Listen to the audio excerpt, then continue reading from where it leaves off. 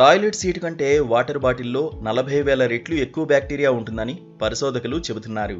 నీళ్ల బాటిల్ను సరిగా శుభ్రం చేయకపోతే వాటిలో బ్యాక్టీరియా, శిలీంధ్రాలు వంటి అనేక సూక్ష్మజీవులు పేరుకుపోతాయని, అవి ఆరోగ్యానికి హానికరమని శాస్త్రవేత్తలు హెచ్చరిస్తున్నారు.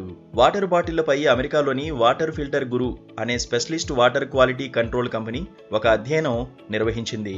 ఒక్క రీయూజబుల్ డ్రింకింగ్ బాటిల్లో దాదాపు 2.8 కోట్ల కాలనీ ఫార్మింగ్ యూనిట్ల సూక్ష్మజీవులు ఉండవచ్చని ఆ అధ్యయనం చెబుతోంది. CFU అనేది ల్యాబు వాతావరణంలో సూక్ష్మజీవుల సంఖ్యను గణించేందుకు ఉపయోగించే ప్రమాణం. ఈ అధ్యయనంలో మంచినీటి సీసా అపరిశుభ్రత స్థాయిని ఇతర మురికి వస్తువులతో పోల్చారు.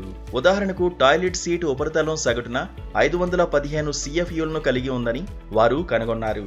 ఆ ప్రకారం టాయిలెట్ సీట్ కంటే వాటర్ బాటిల్లో 40,000 రెట్లు ఎక్కువ బ్యాక్టీరియా ఉంది. పెట్ ఫుడ్ డిష్లు లేదా పాత్రలు, కంప్యూటర్ మౌస్, కిచెన్ సింక్ కూడా బాటిల్తో పోలిస్తే తక్కువ బ్యాక్టీరియాను కలిగి ఉన్నాయి. చైనాలోని హెనాన్ యూనివర్సిటీ నిపుణులు ఒక అధ్యయన పత్రాన్ని ప్రచురించారు.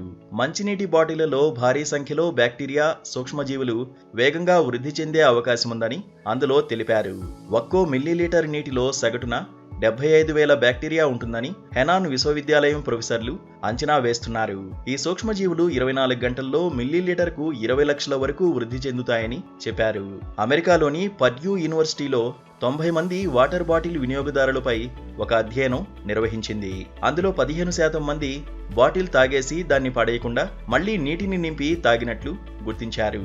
నీరు తాగడానికి మీరు నోటిని బాటిల్కు తాకించగానే చర్మం, పెదవులు, చిగుళ్ళు, దంతాలు, నాలుకపై ఉండే కొన్ని సూక్ష్మజీవులు సీసాలోకి ప్రవేశిస్తాయి. నీటిలో వృద్ధి చెందడం మొదలెడతాయి.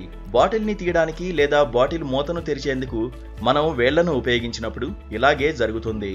బాటిల్ మోసే బ్యాగులు, స్కూల్ లాకర్లు, డెస్క్లు, కిచెన్ సింకుల్లో బ్యాక్టీరియాలు ఉంటాయి. అందుకే బాటిల్ను తరచుగా శుభ్రం చేయకపోతే ఈ సూక్ష్మజీవులు అందులోకి ప్రవేశించి కాలనీలను ఏర్పరుస్తాయి. అనంతరం విపరీతంగా వృద్ధి చెందుతాయి. ఇలా కేవలం 24 గంటల్లో మిల్లీలీటర్కు 75,000 నుంచి 20 లక్షల సంఖ్య వరకు పెరుగుతుందని చైనీస్ యూనివర్సిటీ అధ్యయనంలో తేలింది.